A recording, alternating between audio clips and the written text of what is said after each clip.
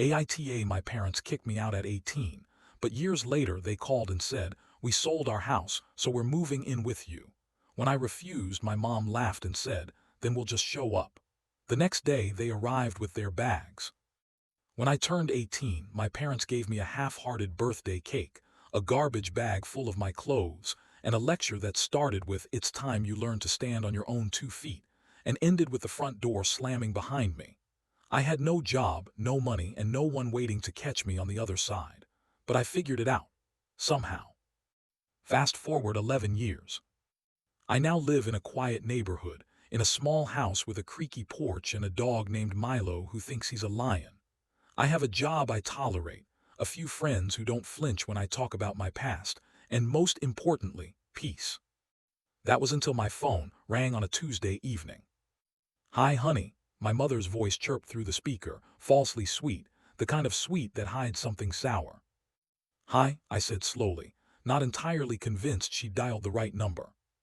"Well, we sold the house," she announced. "Isn't that exciting?" My brain took a moment to catch up. "Wait, what?" "We sold the house," she repeated, "so we're moving in with you." I blinked at the wall in front of me. "I'm sorry, what?" "We'll be there by Thursday," she added, completely ignoring the rising panic in my voice. "Dad's packing the truck now."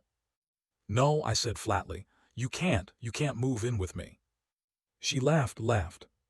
"Oh, don't be silly, we'll just show up then." Click. I stared at the phone for a full minute. Milo tilted his head at me, probably wondering why I looked like I'd just seen a ghost. "Not happening," I muttered. But the next day, Wednesday, true to her word, they arrived. 2 suitcases, a duffel bag, and a smug expression. That was my mom. My dad stood behind her like some kind of silent enforcer, looking more weathered than I remembered. They didn't knock, they just walked right in. "You didn't even give me time to change the locks," I said. "We're family," my mother said, brushing past me like I was just another piece of furniture. "Family doesn't lock out family." I stood in stunned silence as she put her bag on my couch, slipped off her shoes, and said, "This is cute. A bit small, but we'll manage." That night was a disaster. She criticized the food I cooked. My dad changed the TV to some old western and fell asleep snoring like a bear. Milo wouldn't stop barking at them, and when I tried to lay some ground rules, just basic boundaries, my mother looked at me like I'd told her to sleep in the yard. "After all we've done for you," she said dramatically, "this is how you treat us." "Done for me?" I repeated, incredulous. "You kicked me out at 18 with $53 and a half-used bus pass." "That was character building," she sniffed. I could feel the pressure building in my chest, the years of silence, the abandonment, the bitterness I thought I'd buried. "You don't get to pretend we're some happy family now," I snapped. "You don't get to move in like nothing happened." There was a long pause. My father looked away. My mother crossed her arms and sat down like a queen taking her throne. "Fine," she said coolly. "If you don't want us here, just say so, but we'll stay tonight, it's late." They stayed 3 nights. On the 4th morning, I came downstairs and found her rearranging my kitchen drawers.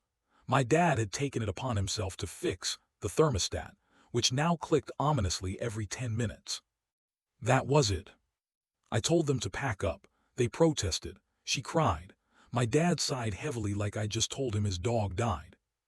"You know," she said, standing in the doorway with her suitcase, "you're going to regret this someday." I looked at her, really looked.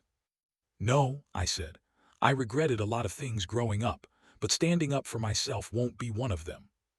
She scoffed and turned away.